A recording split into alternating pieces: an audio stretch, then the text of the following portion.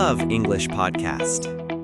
Hello, everyone, and welcome back to the Love English Podcast. We are here to help you learn English for your real life in a simple and natural way. I'm your host, Leo.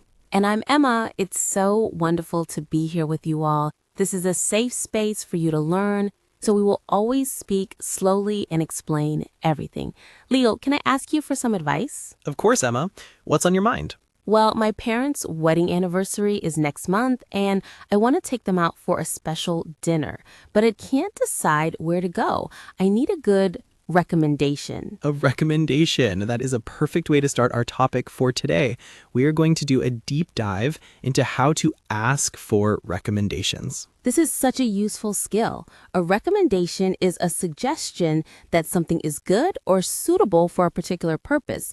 It's when you trust someone's opinion and you want their ideas. Exactly. And the most important part of getting a good recommendation is asking a good question. So let's talk about the process. What's the first step? The first step is to choose the right person to ask. If I want a restaurant recommendation, I should ask someone who likes to eat out and knows the city well, like you. That's a great point. So you've chosen me. How do you start the conversation?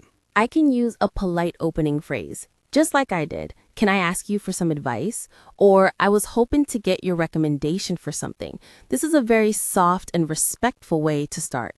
Okay, so you have my attention. Now for the most important part of the whole process, you need to be specific.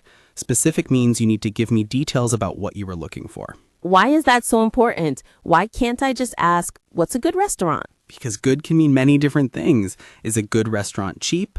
Is it expensive? Is it quiet? Is it lively? If you are not specific, I might recommend my favorite cheap taco place for your parents' special anniversary dinner. That would be a terrible recommendation for that situation. Okay, I understand. So I need to give you some details, some criteria. Precisely. Criteria are the standards you use to make a decision. So let's try again. Ask me for a restaurant recommendation, but be specific this time. Okay, Leo, I'm looking for a recommendation for a restaurant for my parents' anniversary.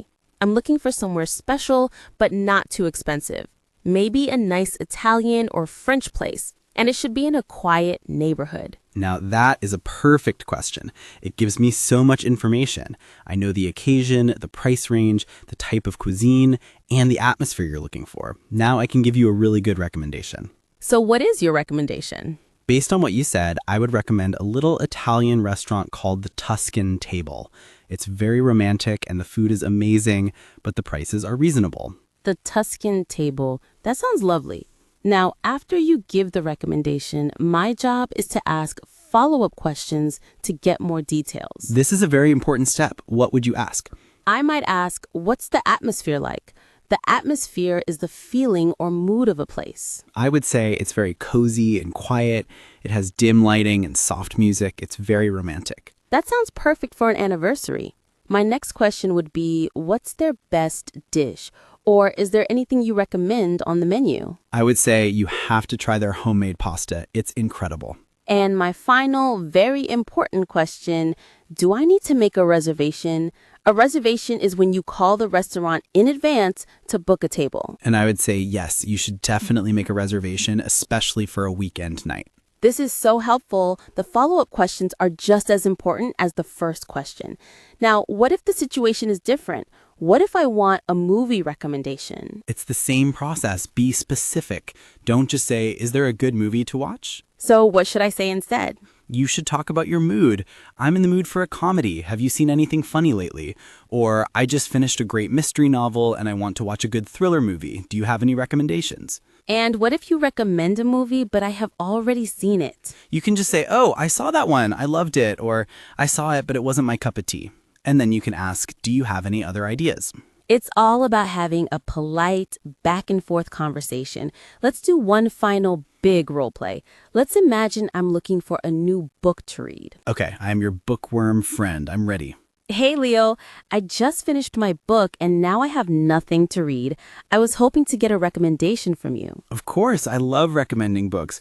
What kind of books are you usually into? Well, I just finished a really exciting thriller, and it was a bit stressful. So now I think I'm looking for something a little more lighthearted and funny. Lighthearted means it's fun and not too serious. Okay, a lighthearted and funny book. I think I have the perfect recommendation for you. Have you ever read anything by the author Jonas Jonasson? I don't think so. I'm not familiar with that name. I highly recommend his book, The 100-Year-Old Man Who Climbed Out of the Window and Disappeared. Wow, that is a very long title. What's it about? No spoilers, please. No spoilers, I promise. It's a comedy. It's about a 100-year-old man who escapes from his nursing home on his birthday, and he goes on a crazy, unexpected adventure. It's hilarious. Hilarious means extremely funny. That sounds really unique and fun. Is it an easy read? Yes, it's very easy to read. The story is so fun, it's a real page turner. That's an idiom for a book that is so exciting, you want to keep turning the pages. That sounds exactly like what I'm looking for. Thank you so much for the recommendation, Leo. I'm going to go to the library and look for it this afternoon. That was a perfect example of asking and giving a recommendation. It was. So let's do our final summary for our listeners. Remember, the first step is to ask a friend whose opinion you trust. The most important step is to be specific. Give them details about what you are looking for. What is the occasion? What is your mood? What is your price range? After you get a recommendation, remember to ask good follow-up questions to get more details. And finally, always remember to thank your friend for their help and their great ideas. We hope this lesson helps you all find your next favorite restaurant, movie, or book. Thank you all for joining us on the Love English podcast. We will talk to you next time. Bye, everyone. Thanks for listening to Love English Podcast. Remember, every minute you spend learning English is an investment in your future. Keep learning and see you in the next episode.